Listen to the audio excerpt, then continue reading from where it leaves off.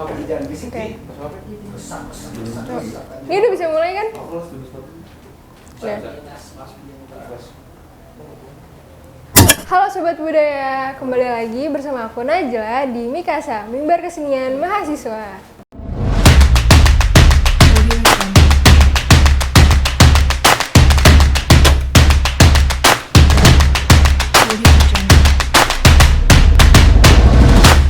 Gimana kabar kalian semua? Pasti kalian udah lega banget nih, udah melewati ujian akhir semester ini. Apalagi udah masuk liburan. Tapi ada yang kurang nggak sih kalau misalkan liburan kalian nggak nonton? Kayak misalkan nonton K-drama atau western series. Apalagi nonton Mikasa, yang bakal menemani waktu liburan kalian kali ini dengan topik obrolan yang pastinya seru banget. Sebelum kita undang pemateri hari ini, aku mau spoiler dikit nih. Hari ini kita bakal bincang-bincang tentang seni yang dari tadi aku udah sebutin. Apa tuh?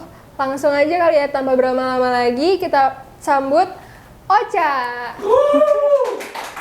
Halo Ocha. Hai. Oh, boleh.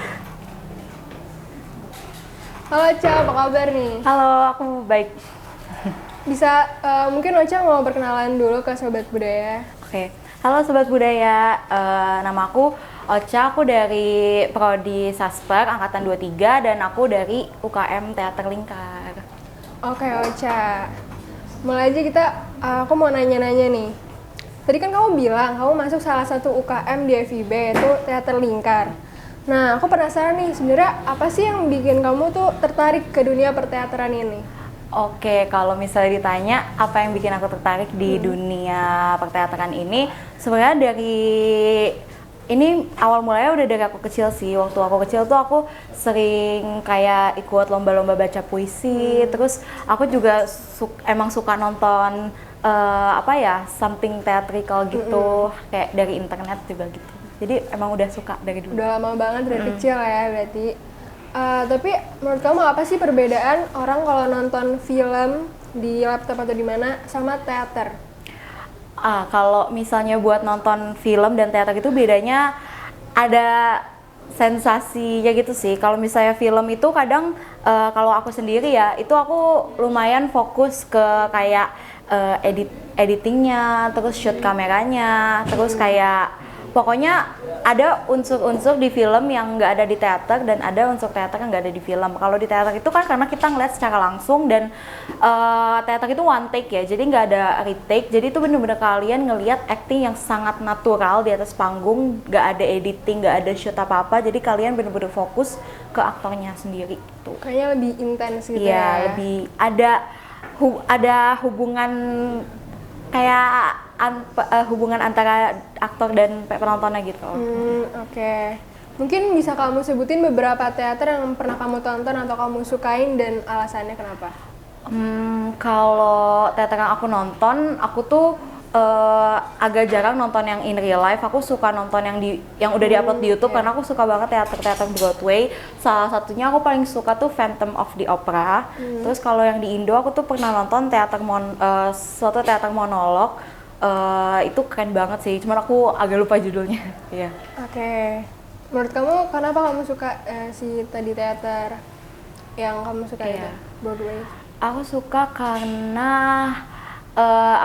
sebenarnya banyak sih hal-hal dari teater itu yang bikin aku suka, kayak mulai dari lightingnya, musiknya, terus kayak setting panggungnya, terus dari aktornya juga. Kayak pas aku nonton itu tuh aku bisa ngerasain emosi aktornya secara langsung gitu loh, karena bener-bener actingnya bagus banget.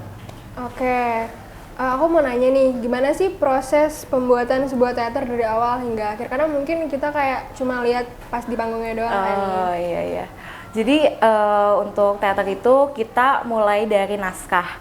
Jadi naskah itu yang udah ditulis sama penulis naskah nanti akan mungkin diserahkan ke sutradara, dan sutradara itu akan membedah naskahnya dulu, dan kayak ada di bayangan sutradara itu nanti maunya seperti apa gitu di panggungnya. Nah, lalu akan ada casting buat aktor. Jadi nanti aktornya itu dipilih oleh sutradaranya yang menurut sutradaranya itu cocok untuk meranin karakter yang ada di naskahnya itu. Habis itu nanti aktornya mulai latihannya itu dari bedah naskah.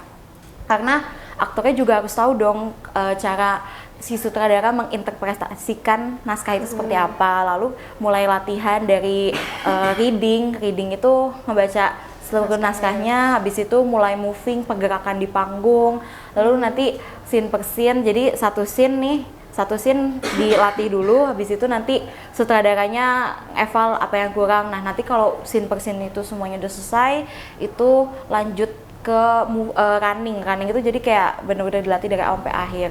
Dan gak cuman dari aktor dan sutradara doang, nanti sutradara juga koordinasi sama tim yang membuat properti, yang buat setting, buat pencahayaannya, buat musik, make up dan juga kostum, karena teater itu terdiri dari banyak hal ya, apalagi kayak misalnya di teater Lingkar sendiri atau ada beberapa tim. Kalau misalnya di pentas ada tim musik, make up itu, jadi itu tuh yang mendukung jalannya pertunjukan di atas panggung gitu. Wah, panjang juga ya prosesnya nih. Oke, tapi dari semua itu tadi, proses panjang itu tadi, ada nggak sih kamu pernah mendapatkan kesulitan dalam memerankan satu peran atau mungkin tugas kamu di teater itu? Kalau untuk pertama-tama buat memerankan sebuah peran pasti ada kesulitan, apalagi kalau kita dapat peran yang personalitinya itu 180 derajat dari personality asli kita. Nah itu harus ada beberapa metode yang biasanya aku lakukan. Itu biasanya aku meditasi, sendiri buat karakter itu masuk ke aku gitu. Terus aku kayak kalau misalnya lagi di kamar sendiri, aku suka ya berlatih depan kaca aja gitu biar gitu iya. Terus kalau untuk di bagian lain selain aktor, aku juga pernah, karena jujur aku lebih sering di belakang panggung sih. Dan itu kesulitannya ya mungkin mengkoordinasi dengan tim-tim yang lain gitu sih.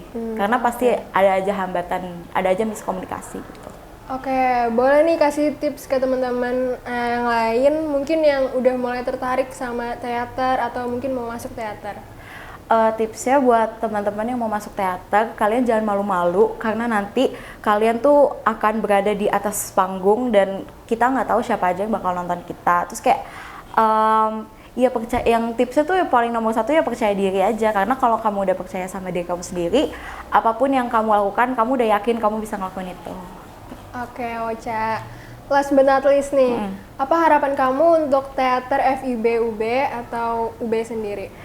Oke, pertama-tama buat teater FIB UB, teater Lingkar, aku berharap teater Lingkar bisa terus maju, bisa terus berkembang, mengembangkan apa yang sudah ada dan juga mengembangkan hal-hal baru.